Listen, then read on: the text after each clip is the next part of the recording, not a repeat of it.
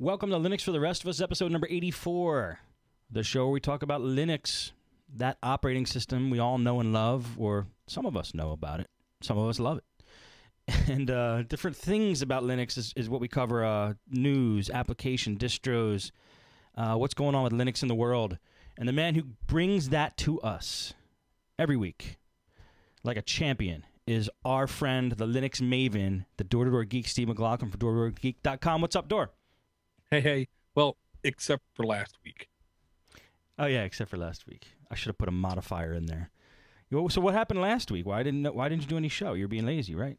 I was having so much fun with 4 other adults and 4 children in Disney World, the Magic Kingdom, Disney Hollywood Studios, and Disney Animal Kingdom, I think it's called. Okay. Yeah, and it was actually, I mean, the best part of the trip, in my opinion, was when you came to see me, and I had the privilege of having you live in studio, and that was fun. We did an episode of Android App Addicts. But that was a blast. The rest of the week, how was it like? Well, I'll say I developed an eye twitch, or like my left eye, just my eyelid, like underneath it, kind of thing, just randomly twitching. Once I was able to get 2 or more of the kids away and just break from the herd kind of thing, it was fine. Kids had a blast. Kids had an absolute blast. And I got to say, not only did I get to sit with you and do a live show, but also Lalo, who I'll just say is a Latino man that looks like he could kick my butt in like a half a second. That's awesome. Yeah, when I first came down, Lalo, by the way, Lalo is the host of Podnutz Pro. If you guys haven't checked out that show, go watch it. When I first came down, he just started working out with a friend at work, like lifting weights and stuff, and this guy's really heavy into intensive training. And I've watched Lalo transform to, and not bad, to just like a rock. You know what I mean? Mm-hmm. And yeah, he does look like he kicks some butt. Yeah, I mean, now it makes perfect sense. Lalo also does the bro chachos.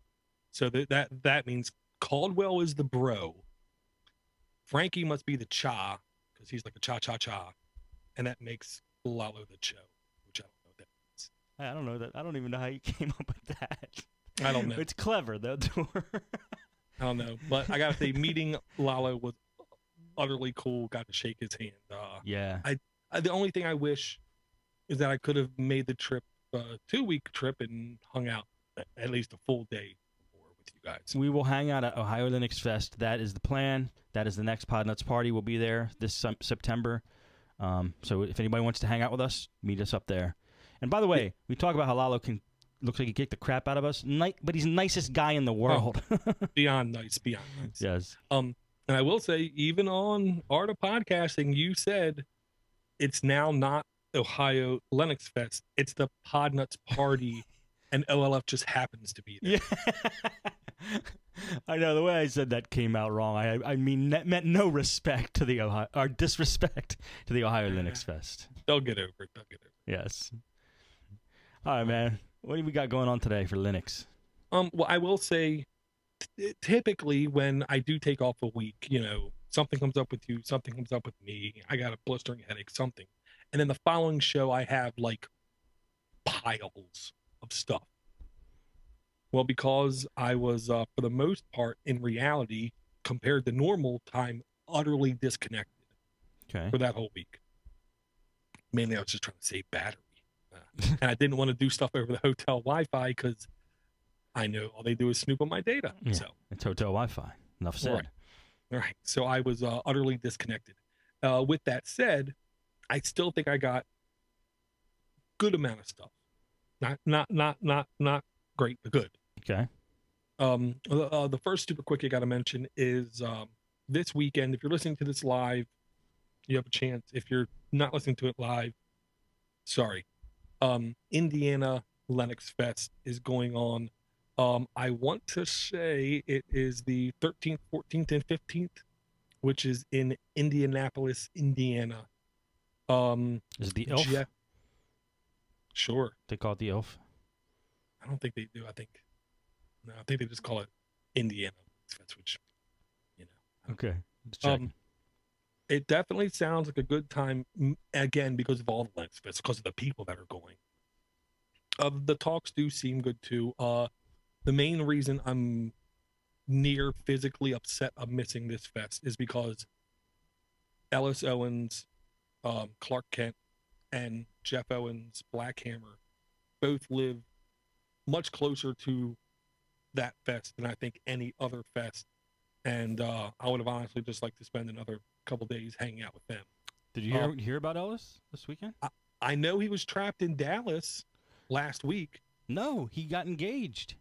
No. That's what I saw Black Hammer's Google Plus about it. Very cool. Now we're never going to be able to talk to him again. We have to send her flowers or something. We have to get on her good side now. Yes. That is utterly cool. Congratulations, Ellis. Very much so. And I know if she's half as good looking as he is smart, he picked himself something. Very nice. Yes.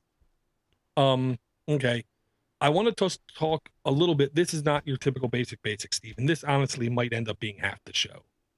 Okay. Because this, I honestly intend on being more of a conversation. All right.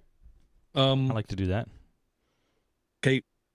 Jonathan has, off the record kind of thing, invited me up next year for Northeast GNU Linux Fest, which merged, I believe, like last week officially with Libra Planet, Neat. which is totally free software kind of thing. Wow. Libra Planet, for some reason, never got a lot of hoopla, a lot of talk kind of thing. So I think this is going to really, really benefit both parties. Yeah, that's excellent.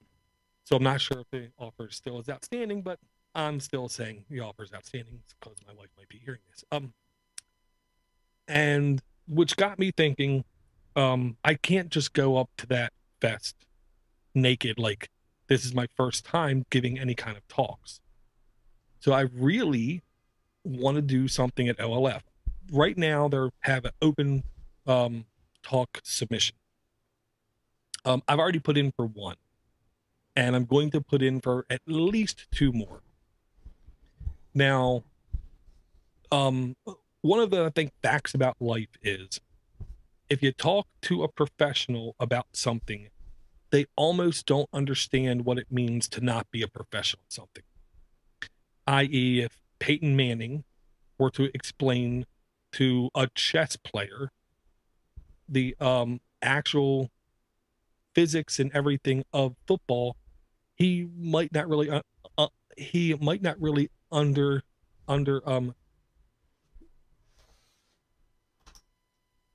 it, just because Peyton's going to talk in football talk, not in chess talk, not in the normal kind of talk. Okay.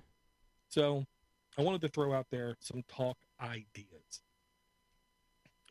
First, and the most important thing about a talk is the title of the talk. The title has to instantaneously let people know what this is, what its goal is, who it's focused for. You can't just say intro to this, Linux for that kind of thing. Yeah. I think everybody in this country, by that I mean a huge percentage of them, at least understand, let's say, the college course structure. What I mean by that is you have 001s, 101s, 201s, and that's like the level grade, I don't even know what it's called, in college, where 001s aren't even credit courses. They're just like the introductory courses, what you have to take before you can actually start working towards credits kind of thing. Okay. I think that kind of title would actually convey. If I say call a course 001 in the beginning and then like, what is Linux? I think that would convey to everybody, this is like the first kind of thing that you should really learn. Wait a minute. So you're going to have an 001 course, What is Linux, at the Ohio Linux Fest? Because I'm putting in for it. Because people would probably go to a Linux Fest if they knew if they were already 001. That's what I'm thinking. Well, okay, here's one of the gimmicks. I'm not going to argue with you. I believe a huge, insane percentage of the people there already know Linux. And this basically kind of harkens back to the reason why I like doing this cast with you. You're not a Linux guy. When you get two Linux guys sitting in a circle talking Linux, it turns into a one-upsmanship kind of thing, where they don't talk in normal layman-ish terms. Right. And Mad Dog, who was the keynote speaker last year at OLF, said it should be everybody's goal to bring at least two non-Linux users to this fest. I absurdly agree with that. I get you. I think you should call it Linux for the rest of us, personally. Your talk. Well, my guess is that's going to be like the subtitle. Okay. Because I'm going to put in for more than one talk. Cool. And I'll say last year, half or so of the group that basically formed, me, Jeff, Ellis, Red Dwarf, like 3 other guys that I'm going to forget their names, so I'll stop there. Only half of us use Linux at least once a day, I'll say. Okay. And the majority of the people in that group might use it less than once a month. Gotcha. So I don't care about this season Linux people. I could honestly care less about what they want to listen to. I'm with John Mad Dog on this. Make it as easy as possible for the new user to find the content they need. They might not even know they want, but they need. So my logic is putting in for a couple talks. Sweet. First talk is like, why, whoever the 4 W's are or whatever, why, what, where, when, how. Why, what, where, when, how? Yeah. Something like that about Linux. Okay. Where it came from, why is it around, all that kind of thing. And that will just be, to be honest, like a half an hour, maybe an hour at the most talk. Okay. Where it's just, this is what Linux is. When you hear people say it all around here, that's what they mean. And then like the second course or the second talk I'd put in for, it's basically an install, and to be honest, I heard a guy at Northeast Canoe Linux Festival, he offered to install it for people. He said, if you bring me your laptop, I will put Linux on it. I'm kind of tempted to say that, even though it's like throwing myself in front of a car and then a bus and then a steamroller back to back to back. I might get 20 people giving me laptops. Yeah, that's kind of risky.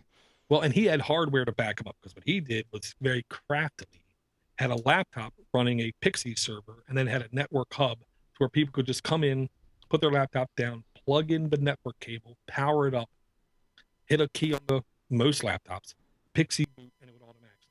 I don't even know it. I don't even know what Pixie is. Did we go over that before? No.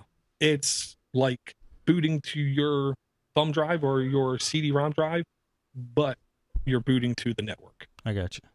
So that did everything for it. So literally it was like push the button and that's all you had to do. I got you. That's pretty I would smart. have to literally sit there and go enter. So I'm not sure about that. But at least take people through a couple like install scenarios. Here's how you dual boot. Here's how you blanket install. Here's how you install on a fresh disk kind of thing. I'm tempted to do that. And then there's like the third talk, I'm tempted to do now you have it installed, now what? Because I know with a lot of things in life, people go and do stuff and then they're like, okay, I did it, now what? I like that idea. I just installed Linux, now what? Yeah. And honestly, I think that was the first one I put in for, but I think I literally submitted for the talk less than an hour and a half after they had the system up on their site to submit for talks. So I don't think it actually took correctly. Ah, that's a shame, because that would be the one I'd be most interested in, to be honest. Well, I'm going to resubmit, period. Okay. I don't care if I double